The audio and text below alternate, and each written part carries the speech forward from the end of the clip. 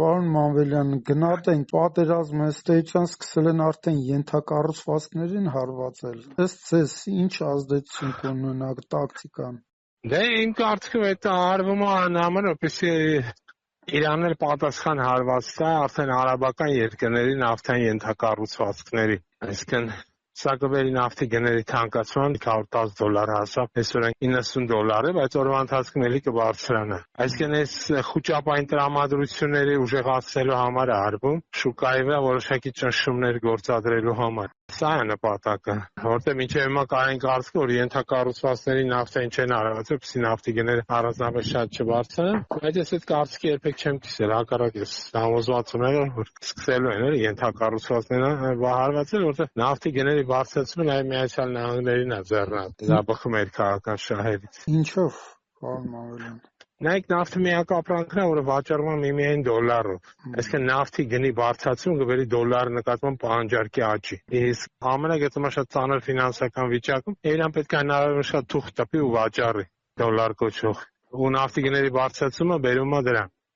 որ նախկինում եթե 10 միլիարդ էին ծախսում նավթի առնելու համար, որից է երկի, հիմա ինքը ստիպված է անել ծախսի 13, 14, 15 միլիարդ նույն քանակի նավթ գնելու համար։ Այսինքն դոլարի պահանջարկը սա բերում է ավելացում։ Սա է պատճառը։ Այսինքն Ամերիկան ձեռ է տալի նավթին հարվածելը գների բարձրացումը, որտեղ սա էլ նկատել որ ամերիկյան նավթը ինքը բավականին թանկ նավթ է։ Ամերիկան ինքն էլ է խոշոր նավթ արտադրող ու արտահանող, բայց իր նավթը մրցակիցների Պարսից ծոցի նավթին կամ ռուսականի, որտեղ ինքը շատ ավելի թանկ է։ Իսկ հիմա երբ նավթի գները բարձրանում է, իր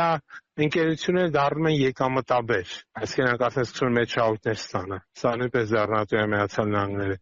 Իրանն է, պարոն Մանվելյան, տեսնում ենք, որ սկսում է հարվածել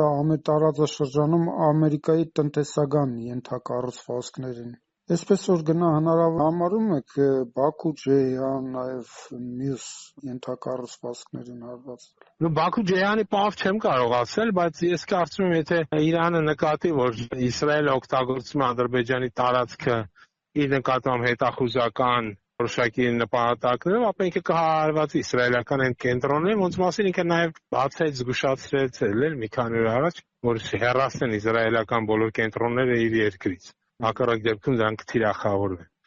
Ես համոզված եմ, եթե իրանք նկատեն, որ Իսրայելը շարունակում է ակտիվ լինել Ադրբեջանի տարածքում, ապա Ադրբեջանի տարածքն էլ հարվածների կենթարկվի։ Եկե պարոն Մանվելյան, ըստ էության Միացյալ Էմիրություններ տուրիստական շրջաններ են ու պատերազմ է,